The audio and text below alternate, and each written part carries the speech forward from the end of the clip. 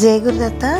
ఇవాళ ఉదయం బెండకాయ పులుసు, పోపులో ఉల్లిపాయ ముక్కలు వేసి కొద్దిగా ఉప్పు వేసి దోరగా వేగిన తర్వాత బెండకాయ ముక్కలు, పచ్చిమిరపకాయ ముక్కలు వేసి 3 వంతులు మగ్గాక టమాటా ముక్కలు వేసుకోవాలి. ఇది మసాలా కారం, వెల్లుల్లిపాయ, ధనియాలు, జీలకర్ర వేసి దంపించుకున్న కారం.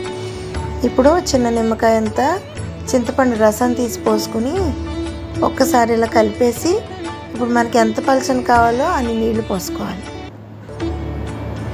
ఒకవైపు దుంపలు వేసాను. ఇప్పుడు కొంచెం బెల్లం, కరివేపాకు, కొత్తిమీర వేసి సిమ్లో పెడితే అయిపోతుంది. ఇది చౌచౌ కూరకు అనమాట. ఆవాలు, జీలకర్ర, ఇంగువ, కరివేపాకు వేయించుకుని మగ్గ పెట్టుకున్నది బెంగళూరు వంకాయ అంటారు కదా, అది కారం మూకుడు మీద వేసాను, అంటే వేగుతుందని.